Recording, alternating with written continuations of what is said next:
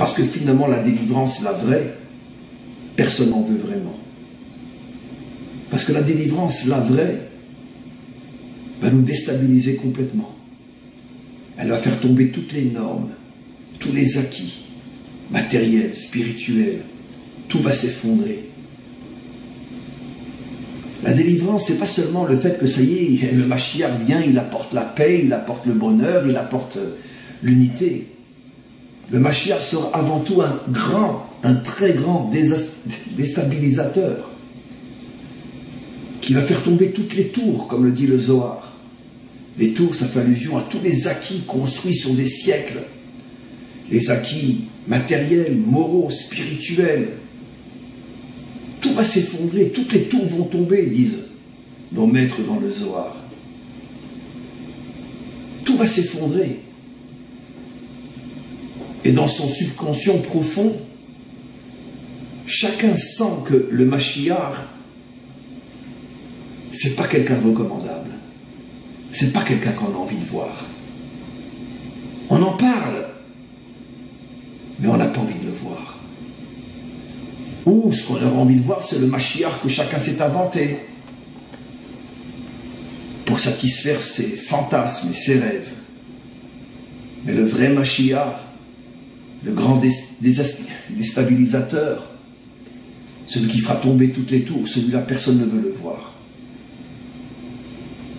Et Rabbi Shimon Bar Yochai, dans le Zohar, dit que dans un premier temps, une grande partie d'Israël se dressera contre lui. Et même s'unira à tous ses ennemis parmi les nations qui voudront sa peau.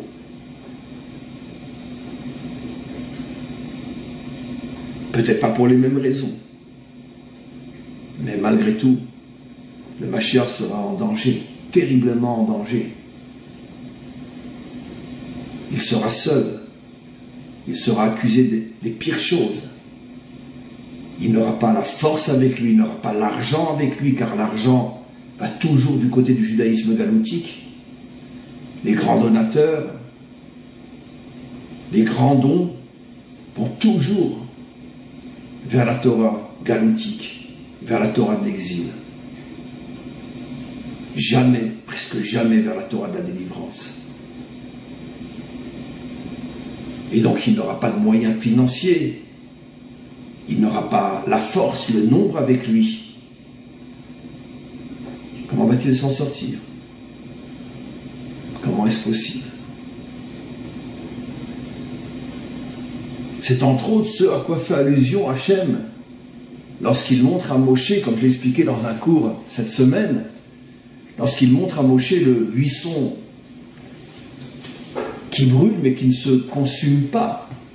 Comme pour dire à Moshe, c'est dans cette situation que tu vas être. Ça veut dire finalement, je t'expliquer comment est-il possible que tu t'en sortes. De la même manière que comment est-il possible que ce buisson qui brûle ne se consume pas en quelques fractions de secondes. Je ne peux pas te l'expliquer, c'est un miracle. La réponse est qu'il n'y a aucune réponse logique à la question que j'ai posée. À vision humaine, selon notre logique, notre vraie et bonne logique, le Mashiach n'aura pas la possibilité d'exister plus qu'un milliardième de fraction de seconde. Il se fera descendre tout de suite. Et comment Moshe s'en est-il sorti lorsque Dathan et Aviram l'ont livré entre les mains de Pharaon? Nos maîtres nous disaient, lui, un miracle est arrivé à s'échapper. Et volontairement, il ne rentre pas dans les détails. Qu'est-ce qui s'est passé exactement? Comment a-t-il pu s'échapper des griffes de la police égyptienne qui le tenait enchaîné et l'amenait vers le poteau d'exécution? Il y a eu un miracle. Pourquoi nos maîtres n'expliquent pas plus? Pour nous faire comprendre que c'est au-delà de la raison. Parce que dans l'histoire humaine, regardez mes amis, tous ceux qui ont essayé de faire avancer positivement le monde se sont tous fait exécuter. Il n'y a pas une exception à la règle. Parce qu'ils ont fonctionné d'après la logique du monde. Un homme qui dérange, on le tue. Il n'y a pas une exception à la règle. Alors comment le Mashiach arrivera à s'en sortir? Ben, la seule réponse, c'est qu'il n'y a pas de réponse. Il se passera quelque chose. Mais la raison pour laquelle il n'y a pas de réponse, c'est pour nous faire comprendre qu'à vision humaine, c'est incompréhensible. Vu le tsunami de haine, de lutte contre lui, même à l'intérieur de son propre peuple, il n'y a aucune réponse possible. Comment s'en sortira-t-il? C'est pour ça que nos maîtres nous disent de manière extraordinaire que le Mashiach viendra Be'isach Adarat. C'est-à-dire, il viendra d'une manière qui est complètement, totalement, absolument au-delà de la compréhension humaine.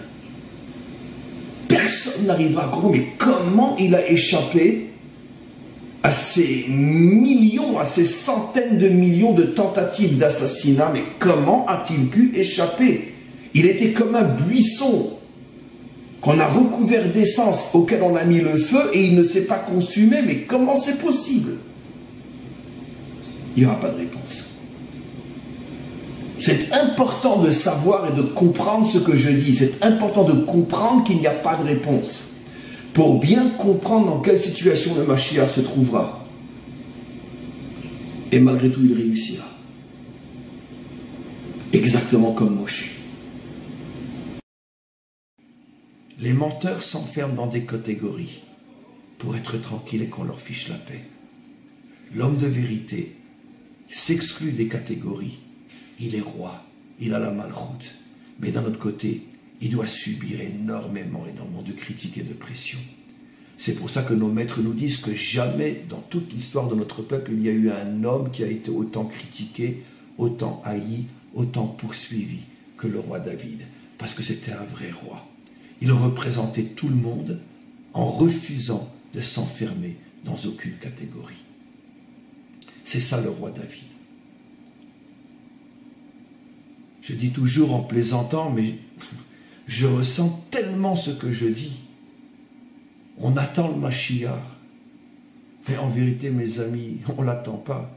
Je vais vous dire quelque chose, comme j'ai souvent dit, et je vous garantis que ce que je dis, c'est la parole d'Hachem. C'est prétentieux, mais je m'en fiche, je le dis. C'est lui qui a peur de se dévoiler, parce qu'il sait ce qu'il attend. Parce que quand il va se dévoiler, il sera quoi le Mashiach? Ça sera un Lubavitch, ça sera un Breslev, ça sera un Ashkenaz, ça sera un Sfarad, ça sera un Rav Kook, ça sera un Gaon Vilna, ça sera un Ramchal, ça sera un Baal Shem Tov, ça sera un homme de droite, ça sera un homme de gauche. Il sera quoi? Et comme le monde, ce ne sont que des catégories, et ne parlons pas des nations, ça sera un Français, ça sera un Américain, ça sera un Russe, ça sera un Chinois. Ça sera quoi? Eh bien, il sera tout le monde sans être personne. Dans un premier temps, il aura le monde entier contre lui. Et la grande majorité des Juifs contre lui aussi. La grande majorité des Juifs seront contre le Mashiach quand il va se dévoiler. Bien évidemment. Parce qu'il refusera de s'associer à qui que ce soit et à quoi que ce soit. Je représente tout le monde, mais je ne suis avec personne. Et c'est pour ça qu'il n'arrive pas à se dévoiler. Parce qu'il sait qu'il doit se préparer à devenir comme des fondations, à être extrêmement solide, car tout le monde va essayer de l'écraser. Et c'est pour ça que c'est très très très dur pour lui de se dévoiler. C'est pratiquement impossible.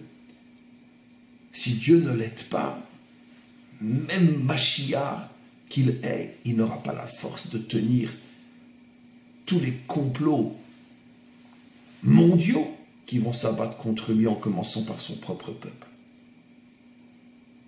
Dans un premier temps, bien sûr, jusqu'à ce qu'il arrive à transmettre sa sagesse au monde entier, tout le monde comprendra que c'est lui qui avait raison. Qu'il faut être tout sans être quoi que ce soit. Mais c'est pas évident. C'est pas évident. Le Mashiach ne sera pas au départ un grand qui va venir de l'extérieur. Ça ne sera pas quelqu'un qui, dès le départ, on va s'apercevoir, waouh, il est immense, waouh, c'est le plus grand de tous. Le Mashiach sera quelqu'un qui va venir de tout en bas, qui va pousser du bas. Quelqu'un qui, au départ, sera complètement insignifiant, qui fera entièrement partie du peuple et qui viendra peut-être des parties les plus basses du peuple. Quelqu'un qui, pendant des années, va passer tout à fait inaperçu. Et même lorsqu'il va commencer à être connu, bon, très bien, mais pas plus. Au fur et à mesure, il va grandir, waouh, très très très bien, mais pas plus.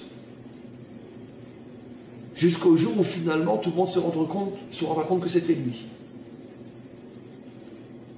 Mais pourquoi il vient d'en bas et du plus bas des bas? C'est ça la grotte. Il ne vient pas de la surface de la terre, il vient du profondeur de la terre. Il vient de la grotte, pourquoi? Parce qu'il veut amener avec lui la lumière de tout Israël. Pour que cette fois-ci, ça ne soit pas seulement un juste qui va inspirer, mais tout Israël qui va s'inspirer lui-même. Le Mashiach portera la lumière de tout Israël. Parce que lui-même vient de tout Israël. Et n'est pas un saint, un juste, qui vient d'en haut, qui vient du ciel, et qui n'a pas de lien vraiment avec la populace, avec le peuple, avec les simples, avec les ignorants, avec les matérialistes, les non-spirituels. Le Mashiach viendra de ce monde lui-même. Il aura dans sa nature beaucoup de facettes très matérialistes, très terrestres, très populaires, très peuple. Mais il va savoir comment découvrir et dévoiler la lumière cachée au plus profond de ce peuple. La faire jaillir, la transformer en feu dévorant qui sauvera l'humanité tout entière. Comme on le sait, il est dit au sujet du Messie, du Mashiach, il posera ses pieds sur le mont des Oliviers. Il posera ses pieds parce que justement, tout le but de la délivrance est précisément de libérer les aspects les plus bas, les plus terrestres, les plus matériels de ce monde, représentés dans le corps humain par le pied, car comme on le sait, le pied est la seule partie du corps qui est en contact, qui est en relation avec la terre, avec le monde matériel. Cela fait allusion au fait que les temps de la délivrance seront des temps où le monde se sera extrêmement matérialisé, le monde sera devenu un pied, d'où l'expression française extraordinaire qui est un des signes les plus fabuleux de ce que c'est le maître du monde qui dirige son monde et qui met dans la bouche des hommes tous les signes qui permettent au véritable maître d'Israël de décrypter, de comprendre où nous sommes. L'expression française « je prends mon pied », qui est une expression moderne, qui est en vérité une expression qui a été imposée par le maître du monde pour faire comprendre au maître d'Israël que nous sommes véritablement dans les générations pieds, les générations qui précèdent la venue du Mashiach. Et donc le pied, encore une fois, fait allusion à la matérialité, fait allusion aux dernières générations qui n'auront pour Dieu que la matière, la technologie et tout ce qui est complètement enfermé à l'intérieur de la nature, en étant dans un état de déconnexion totale avec la vraie spiritualité et la vraie connexion à Dieu. Au niveau du personnage, le Mashiach, j'ai déjà commencé à l'expliquer. Ça ne sera pas quelqu'un qui va venir d'un endroit où tout le monde l'attend. Ça ne sera pas le grand maître que tout le monde connaît, que tout le monde adule, le grand tzaddik, le grand juste, le grand saint, que tout le monde dit « waouh, waouh, waouh, waouh, waouh ». Non.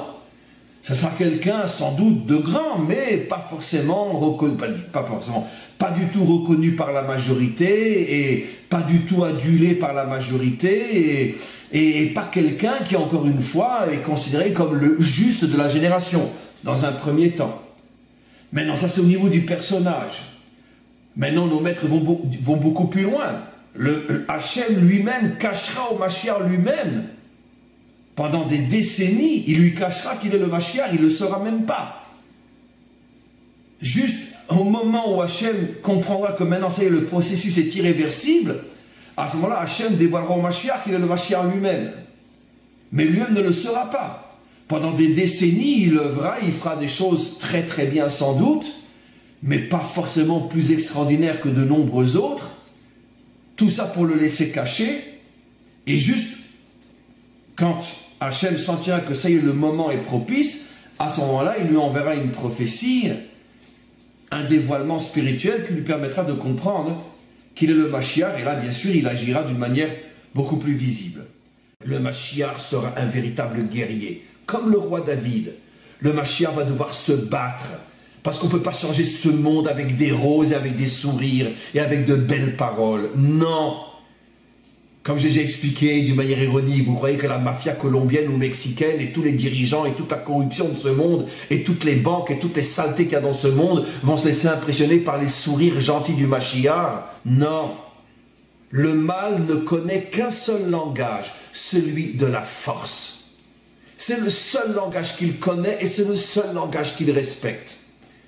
C'est pour ça que David n'allait pas avec un sourire se battre contre les Philistins ou contre je ne sais qui. Il allait avec une épée et il était un guerrier féroce. Le Mashiach sera un guerrier féroce, oui, féroce. Mais Rabbi Nachman explique. Mais d'où va-t-il avoir la force de se battre contre le mal du monde entier? Toutes les mafias de ce monde, toutes les banques de ce monde, toute la corruption de ce monde, toute la pourriture des riches de ce monde qui domine ce monde et qui nous transforme en esclaves, tous les complots politiques et tout ce qui se cache derrière l'écran qu'on ne verra jamais, derrière les journaux qui ne nous parleront jamais de ceux qui véritablement dirigent le monde. Comment peut-il se battre contre une telle force? C'est impossible. C'est pour ça que Rabbi Nachman nous révèle, oui c'est possible, à la seule et unique condition qu'il puise ses forces d'un monde qui est au-dessus d'une autre. Et ceci par le biais de la prière. Parce qu'effectivement, aucun homme ne peut arriver à bout de tout le mal qu'il y a dans ce monde en utilisant uniquement les forces de ce monde. C'est impossible. Il faut pour ça que tu sois un surhomme. C'est-à-dire que tu sois un homme qui a des forces qui ne sont pas de ce monde. Et pour avoir ces forces qui ne sont pas de ce monde, tu dois être un homme de prière. Un homme dont la prière est le nez, c'est ta respiration, c'est ta vie. Tu n'es que prière. C'est exactement ce que dit le roi David, le plus grand de tous les guerriers de toute l'histoire humaine. Il dira dans les psaumes « Vehani tefila », comme j'ai déjà expliqué. Il ne dit pas « je prie », il dit « je suis prière ». Tout mon être est prière. Et c'est pour ça qu'il a reçu des forces inimaginables qui ont fait de lui ce qu'il est devenu. À combien plus forte raison le Mashiach? Parce que David, avec toute la puissance qu'il avait, ne s'est battu que contre les ennemis qui entouraient son pays. Le Mashiach va devoir se battre contre le mal entier du monde entier et arriver à le vaincre. Et donc ça va être un homme de prière comme on n'a encore jamais vu dans toute l'histoire humaine. Kemo shekatuv, et il est dit au sujet du Mashiach, ve'aricho beyirat Hashem. Sa respiration, ça sera la crainte d'Hachem.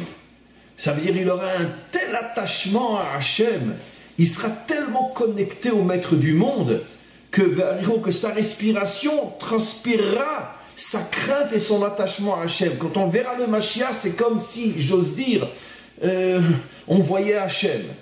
Parce qu'il transmettra, il transpirera, il dévoilera une telle connexion à Hachem que quand on le verra, on ne verra pas un homme comme vous et moi.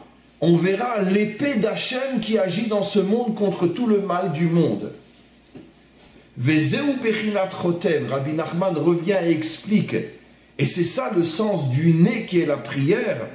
Vezeu ikar klizaino, il répète, et ça sera l'arme essentielle du Mashiach, que Moshe Katuv, et c'est ce qui est dit dans un autre verset, Becharbi ou Bekashti, quand Yaakov dira à ses enfants, toutes les guerres que j'ai menées, je les ai menées avec mon épée et avec mon arc. Or, on n'a jamais vu dans toute l'histoire de Yaakov que Yaakov se bat avec une épée ou se bat avec un arc. Alors, c'est quoi son épée et c'est quoi son arc? Piresh Rashi. Rashi explique. Tefila ou Bakasha. Ce sont toutes les prières, comme on a vu avant de rencontrer Yaakov, avant de rencontrer, Esav, que Yaakov se met à prier, que toutes les prières que Yaakov a fait sont ce que lui appelle mon épée et mon arc. C'est-à-dire il a compris que pour pouvoir avoir une force réelle dans ce monde, il faut que tu puisses des forces d'un autre monde. Et c'est pour ça qu'il ose dire que finalement, mon épée véritable, mon arc véritable, c'est ma prière. Que Moshe Katouv, et c'est pour ça qu'il est dit dans un autre verset, Lo bekashti eftar, be Elohim ilalnu, bechinat teilati echetamla. C'est pour ça qu'il est dit dans un autre verset que les guerriers, les vrais guerriers d'Israël disaient, je n'ai pas confiance en mon épée, mais ma confiance, elle est en Hachem. Si ta confiance, elle est en Hachem, alors pourquoi tu as besoin d'une épée? Comme malheureusement, dans notre peuple et dans beaucoup de peuples, il y a encore toute une partie de soi-disant religieux qui n'ont strictement rien compris à la Torah et qui s'imaginent que simplement en étudiant la Torah ou en priant, on va arriver à vaincre tous nos ennemis, les Iraniens, les Syriens et tout le reste. Et malheureusement, ils n'ont strictement rien compris à la Torah. Non! Un guerrier qui a une épée à la main, lui peut dire « Je n'ai pas confiance uniquement dans mon épée ». Ça veut dire « Oui, je me bats avec mon épée, mais je sais que ma force me vient d'Hachem ». C'est pour ça que seul un vrai guerrier est un véritable juif et un véritable homme de Torah. Parce que bien qu'il ait l'épée dans la main, il ne se laisse pas leurrer par la force de son bras, et il sait que cette force lui vient d'Hachem. Ça, c'est un véritable croyant. Mais celui qui est caché derrière ses livres et qui ne fait qu'étudier ou que prier, et qui s'imagine que c'est ce qui va vaincre ses ennemis, celui-là est tout simplement un curé dans une église, un point c'est tout. Non, un vrai juif, c'est le roi David. C'est-à-dire, j'ai une épée, j'ai un cheval, mais malgré tout, je ne me laisse pas leurrer par ma force. Je ne laisse pas l'orgueil prendre le dessus sur moi.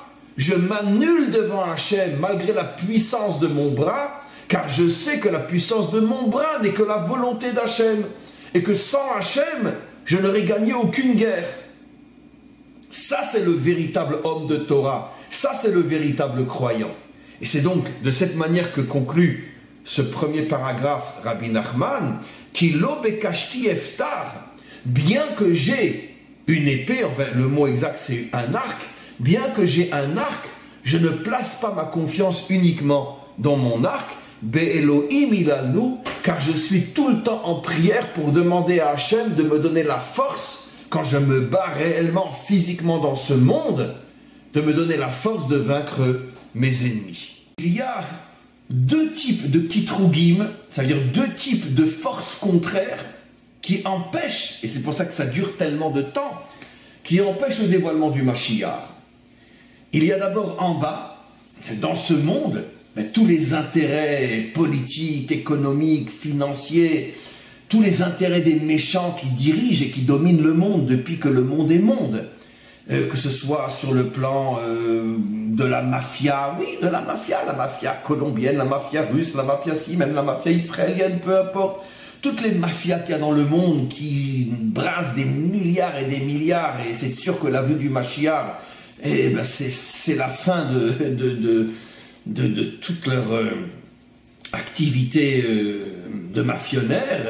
Il y a, bien sûr, il n'y a pas que, il y a tous les pouvoirs militaires, les pouvoirs dictatoriaux, les pouvoirs financiers, les pouvoirs politiques, toutes les éminences grises qu'il y a dans ce monde. Ça touche quand même malgré tout des millions de personnes. C'est pas des milliards, mais c'est sans doute des millions si on met ensemble toutes les forces du mal dans ce monde. Mais c'est évident qu'ils ne vont pas applaudir quand le Mashiach va venir. Qui c'est qui est tellement idiot pour croire une chose pareille? Et rien que ces groupes-là, ensemble, en une milliardième de fraction de seconde, ils liquident le Mashiach. Qu'est-ce qu'il peut faire? Le Mashiach, encore une fois, c'est pas le bon Dieu. Qu'est-ce qu'il va faire? Il va rentrer dans sa voiture, il va exploser, il va mettre la clé dans sa serrure, la porte va lui exploser au visage. Je sais pas, aujourd'hui, même à distance, on tue quelqu'un, on envoie un rayon, peu importe. Aujourd'hui, bon, je ne veux même pas en parler, tellement c'est évident. Ne parlons même pas des moyens technologiques qu'il y aura dans 10 ans ou dans 5 ans pour liquider quelqu'un, même à 100 000 km de distance, et sans que personne ne le voie et ne comprenne comment on l'a liquidé. Donc il aura ces premières forces contraires contre lui. Et deuxièmement, à un niveau plus spirituel, mais tout aussi réel, ce qu'on appelle les kitrugim célestes, les accusateurs célestes, c'est-à-dire que toutes les fautes que l'humanité tout entière fait, ces fautes-là se transforment, et ça c'est une tradition que nous avons qui est plus réelle que la réalité elle-même, même si nos yeux ne le voient pas, que toutes les fautes que l'humanité fait, et ce sont donc des milliards de fautes à chaque fraction de seconde, se transforment en énergie négative qui, d'une certaine manière, accuse le monde et l'accuse de ne pas mériter le dévoilement du Mashiach. Parce qu'il y a trop de mal dans ce monde, même au niveau de l'humanité tout entière. Je ne parle pas maintenant de la mafia des dictateurs et des pouvoirs financiers, je parle même de vous et de moi. On en fait des fautes, vous et moi peut-être moins que d'autres, mais l'homme normal, il en fait des fautes. Il y a, on va dire, 8 hommes sur 10 et peut-être 6 femmes sur 10 qui trompent leur mari ou leur femme aujourd'hui dans le monde. Et le vol à un niveau plus soft, et je ne sais combien d'autres fautes.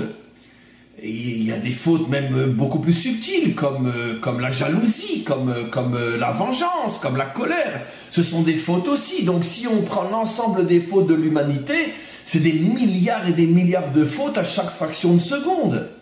Donc toutes ces fautes se transforment en force accusatrice, disent nos maîtres, qui refusent la venue du Mashiach et qui d'une certaine manière empêchent donc sa venue. Et si le Mashiach se dévoile, il va être tout de suite liquidé par 2 types de forces, les forces d'en haut qui vont envoyer des missiles spirituels pour le liquider, et les forces d'en bas qui vont envoyer de véritables missiles pour faire sauter sa demeure et le liquider lui aussi. Donc, comment qu'il peut se dévoiler? C'est pour ça que nos maîtres nous disent que son dévoilement passe par des voies inattendues. Ça, je l'ai expliqué des dizaines de fois, mais aujourd'hui, c'est important de le redire. Des voies que personne ne peut soupçonner, pour que tous ceux qui cherchent à voir d'où il pourrait sortir, et dès qu'il sort, on le liquide, qu'ils ne le cherchent pas au bon endroit. C'est pour ça qu'il a commencé à venir d'une relation entre un père et ses filles, Lot, ou d'une relation entre un homme et une prostituée, Yehuda et Tamar, ou d'une conversion d'une femme qui venait d'un peuple détesté par Israël et détesté par la Torah, Ruth qui vient de Moab. C'est-à-dire toutes ces images-là sont là pour nous faire comprendre que le maître du monde sait que le Mashiach ne peut pas tout d'un coup se dévoiler, dire voilà, je suis le Messie, allez, venez, on se fait un petit selfie, on se fait une petite photo. Mais non, parce qu'il n'a même pas le temps d'appuyer sur le bouton qu'il a déjà un missile sur la tête. Mais c'est aussi la raison, le fait qu'il est passé par tous les Gilgulim, et bien sûr Sfarad, Ashkenaz, Éthiopiens, Yémani, etc. C'est ce qui ferait qu'il sera aussi acceptable par tout Israël. Parce que vous imaginez, je veux dire, s'il arrive, c'est un juif marocain, qu'est-ce que vont dire les juifs polonais? Ils vont dire, attends, on va pas se faire libérer par un Marocain. Si c'est un Marocain, si c'est un Russe qui arrive, les Marocains, ils vont dire, non, attends, c'est pas possible. Mais quand on va comprendre qu'en vérité, le Mashiach, comme ça fait 2000 ans qu'il est là, il est passé par toutes les Edot, toutes les communautés. Parce que le maître du monde se sera arrangé pour qu'il ait en lui un petit peu de Yéménites, un petit peu d'Éthiopiens, un petit peu de Russes, un petit peu d'Américains, un petit peu d'Irakiens, de Syriens, d'Israéliens, il aura de tout. Ça veut dire que ça va être une personnalité qui englobera en vérité toutes les facettes d'Israël. Au moment où il va se dévoiler, expliquent nos maîtres, tous ces Gilgulim vont se dévoiler. C'est-à-dire que tout ce qu'il a en lui, quand nous, on est aussi tous des Gilgulim, bien évidemment, aucun d'entre nous est une âme nouvelle qui n'est descendue que dans ce monde. On a déjà tous certainement des siècles derrière nous. Mais dans chaque Gilgul, notre mémoire est complètement coupée, on ne sait pas d'où on vient. On ne sait pas d'où on vient. Par exemple, quand je dis toujours à titre d'exemple, puisque bon, je ne sais pas pourquoi je pense à ça, un converti, c'est évident que si sa mémoire remontait jusqu'au plus lointain de son histoire, ben il se verrait petite Déborah qui avec une maman Sarah. Parce que tu ne peux te convertir que si tu as été juif un jour. Car un non-juif ne peut pas se convertir.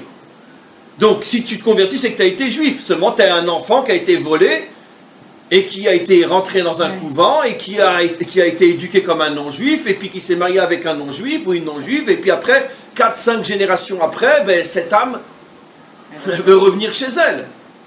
Donc nous, on n'a pas la mémoire d'où on vient.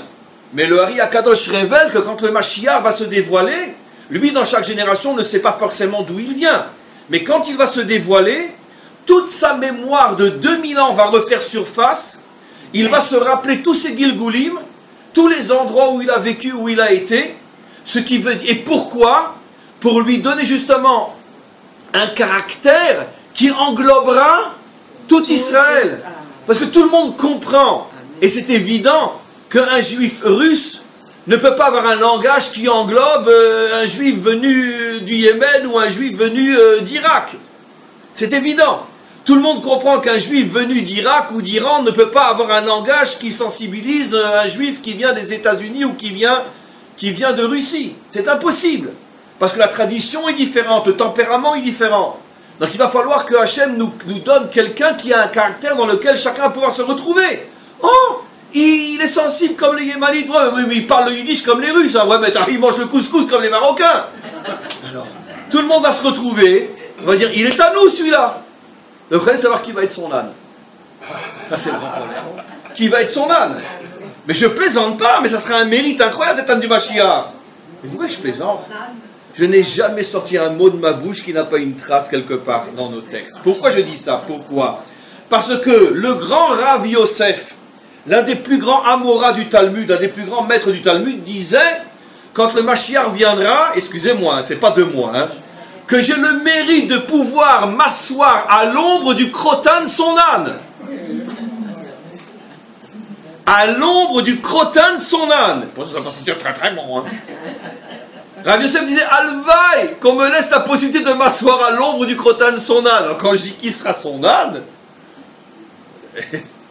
moi si on me demande, je suis pas payé pour. Hein.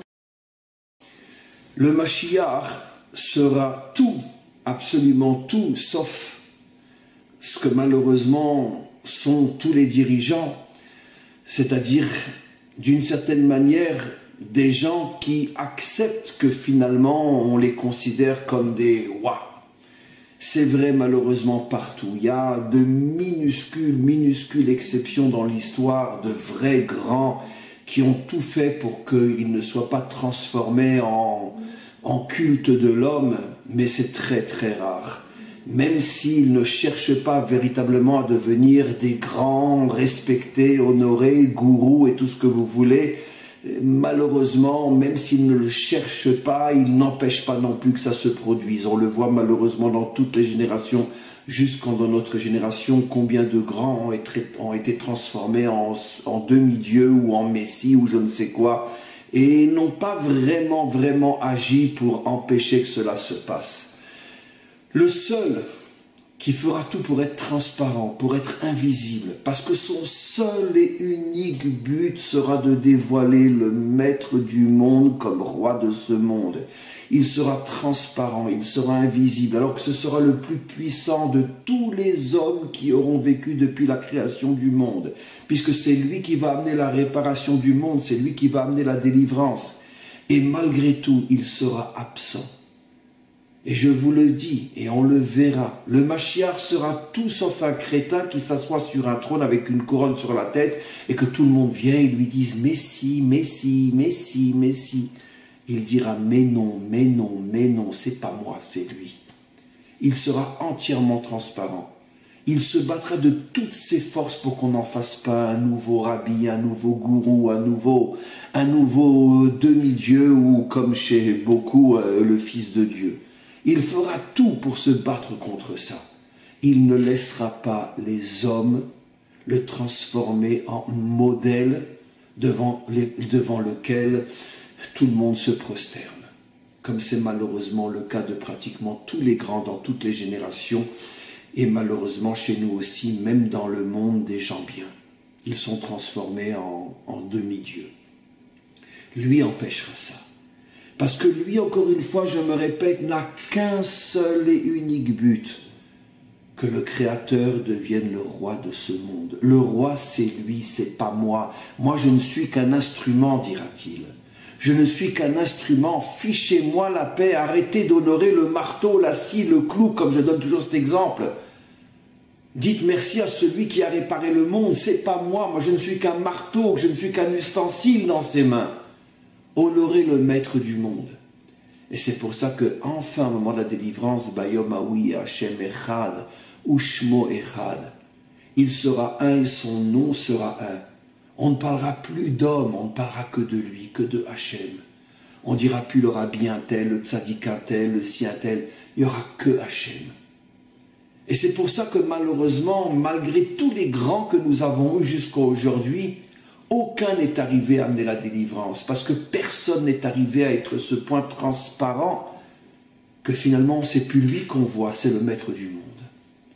Ils ont tous fait malheureusement plus ou moins écran, au point que les hommes ont commencé à les vénérer eux. Et tout ce que tu donnes comme vénération à un homme, eh ben, tu le prends et tu l'enlèves à Hachem. Et c'est pour ça que la délivrance n'est jamais venue. Maintenant, on comprend pourquoi le texte nous dit qu'une pierre sortira, mais il n'y a pas une main derrière. Parce que même si c'est sûr que le Mashiach va agir énormément, mais il le fera avec un tel désintéressement, une telle transparence, une telle inexistence. Il sera tellement effacé que personne finalement ne le verra, on ne verra que le maître du monde. Il sera le miroir, le reflet du maître du monde. C'est ça ce que nous attendons. Enfin un homme qui redevient un homme véritable, qui arrête de se faire prendre ou de se laisser prendre pour un demi-bon Dieu. Le tzaddik, le rabbi, le ci, le ça, arrêtez, arrêtez, arrêtez. Il n'y a qu'un seul être qui mérite nos louanges, le maître du monde. En dehors de ça, aucun homme ne mérite que l'on en fasse un je ne sais quoi. Aucun homme.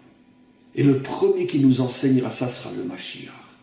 C'est pour ça encore une fois que le verset refuse de dire qu'il y a une main derrière la pierre, comme pour nous montrer que le Mashiach sera inexistant, on ne le verra même pas.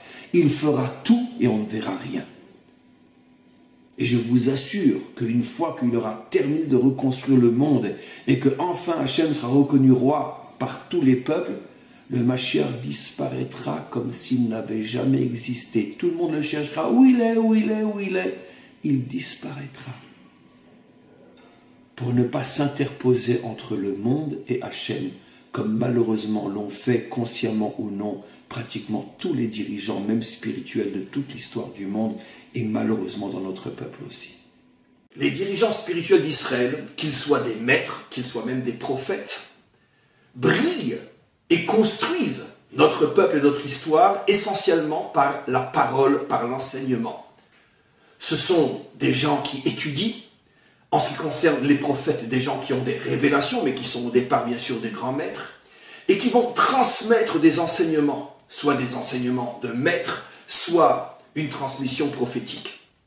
Mais leur rôle est essentiellement au niveau de la parole.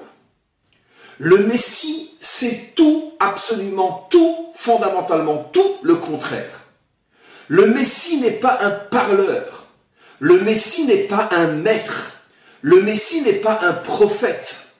Le Messie est un réalisateur. C'est un homme d'action. C'est un homme qui fait. C'est un homme qui transforme.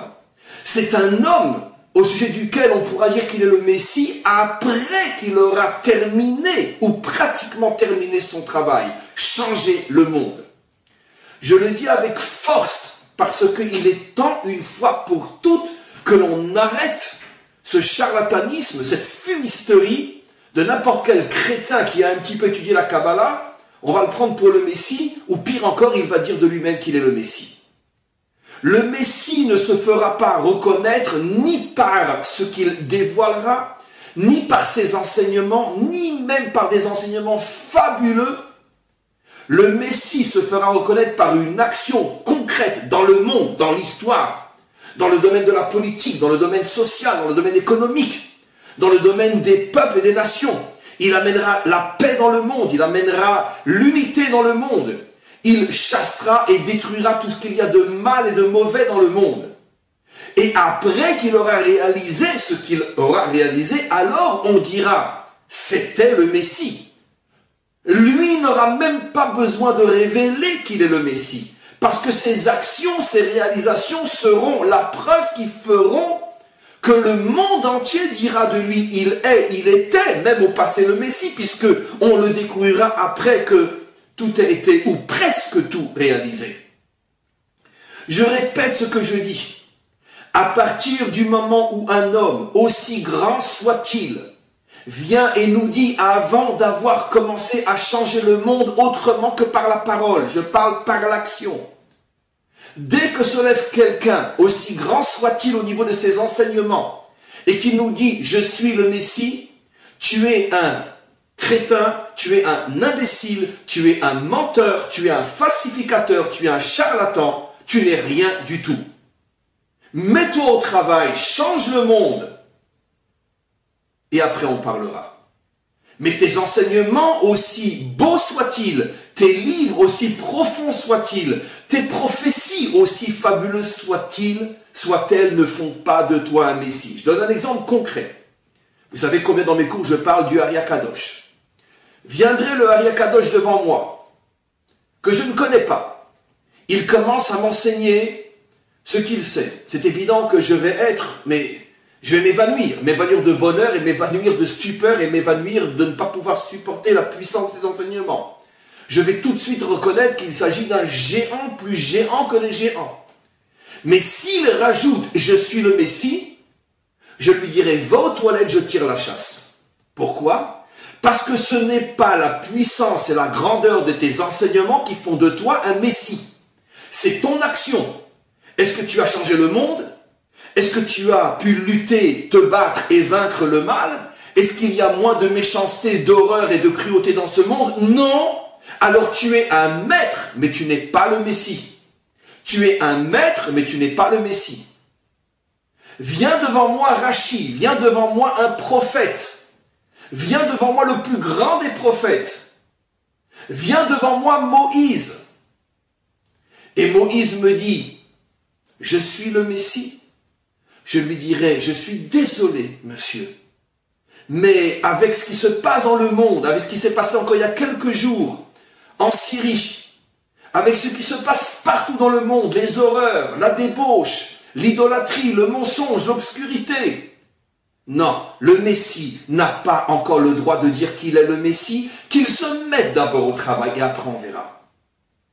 Tous les charlatans juifs, car la plupart étaient juifs, qui ont pourri le monde avec leurs mensonges, le serpent, Jésus, Shabtai Tzvi et combien d'autres, parce qu'ils se sont permis de parler du Messie avant d'avoir commencé à réaliser quoi que ce soit. Jésus était le Messie.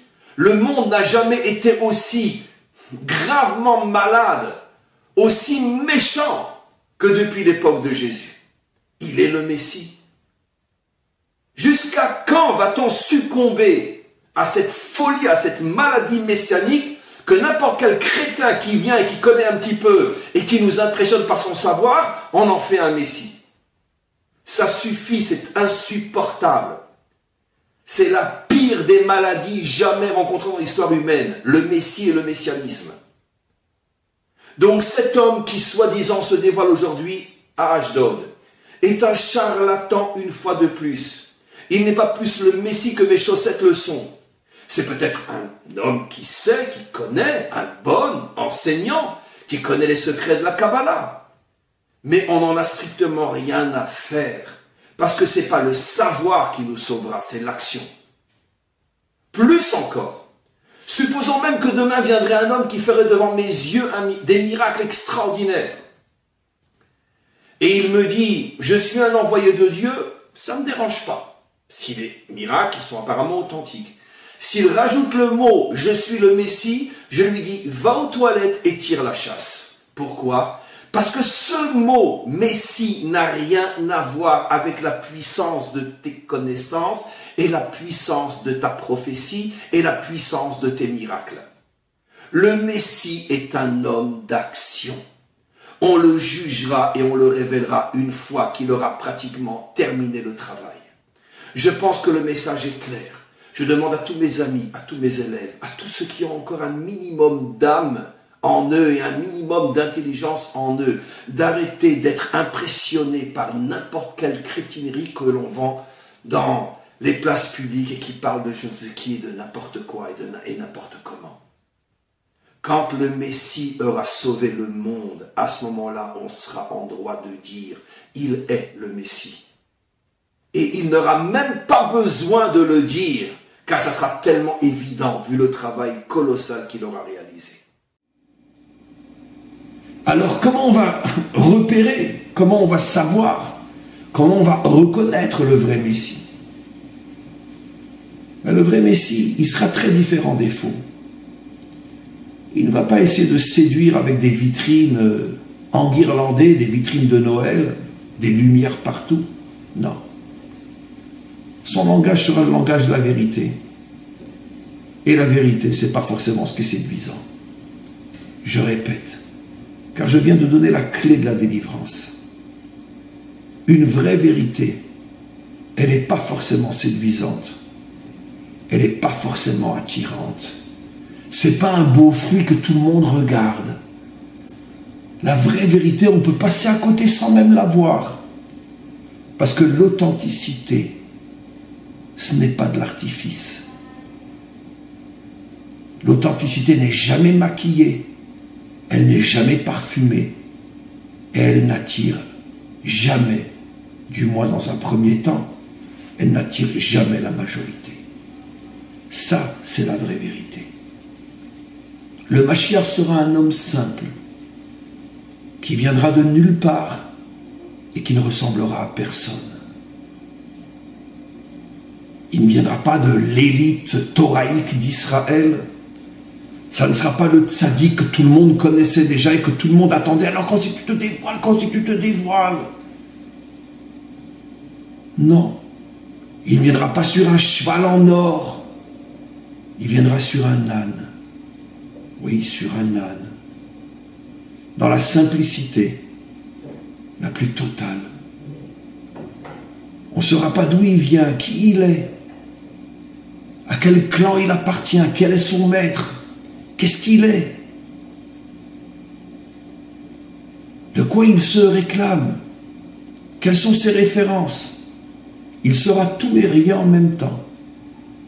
La simplicité, un homme sur un âne. Pas attirant du tout. Personne n'aura envie de le suivre. Mais nous, on pensait que tu allais être un tel ou un tel. Celui dont le monde entier parle. C'est quoi ça? Ça, c'est le Messie? C'est le Mashiach sur un âne? Quoi, c'est ça qu'on attendait? Mais non, mais nous, on veut du feu d'artifice. Nous, on veut le plus beau fruit, du plus bel arbre. Non. Quand Dieu s'est révélé à Moshe, c'était dans un petit buisson. Moshe lui-même s'est étonné, disent nos maîtres, mais enfin, maître du monde, le monde entier est à toi, tu ne peux pas te manifester dans un arbre extraordinaire. Et pourquoi sur le mont Sinaï? Nos maîtres disent que c'était une petite colline, la plus petite de toutes les montagnes qu'il y avait dans le Sinaï. Parce que le bon Dieu, c'est un vrai bon Dieu. Il est authentique. Il ne cherche pas la grandeur. Il cherche la simplicité, l'authenticité. C'est pour ça que le Mashiach, dans un premier temps, quand il va se dévoiler, mais personne ne va faire attention à lui. Personne ne va l'accepter, personne ne va le reconnaître. Il n'est pas séduisant, son idéologie, elle n'attire pas. C'est sûr que c'est plus facile de dire « Waouh, cet arbre est le plus beau » que de dire « Cet arbre est interdit ». C'est la raison pour laquelle le Nachash était plus fort qu'Hachem. Hachem dit l'arbre est interdit. Le Nachash dit mais non, c'est le plus beau, le plus fort de tous. Lequel des deux est le plus séduisant? Celui qui te dit ne mange pas ou celui qui te dit mange, tu vas recevoir des forces, des lumières incroyables. Et donc c'est comme ça qu'on reconnaîtra le vrai Messie. Ça sera un homme sans artifice, sans vitrine, sans gros moyens, sans nom particulier, la simplicité absolue, c'est-à-dire l'authenticité véritable. Bon, allez, qu'il se révèle déjà. C'est sûr que ce sera très très très dur, parce qu'il aura tout le monde contre lui. Parce qu'il viendra d'un endroit d'où personne n'imaginait qu'il pourrait sortir. La déception sera énorme. Ah, on pensait que c'était un tel, on pensait que c'était un tel. Mais pas ce plouc-là. Ouais. La Torah nous a déjà tout expliqué. Plus c'est séduisant, plus c'est grand, plus c'est lumineux, plus c'est waouh, plus c'est des milliards qui le suivent, et plus tu peux être sûr que c'est un véritable mensonge, un serpent, un faux messie. Celui qui est tout seul, celui qu'on a du mal à suivre, celui qu'on a du mal à accepter, c'est celui-là le vrai messie.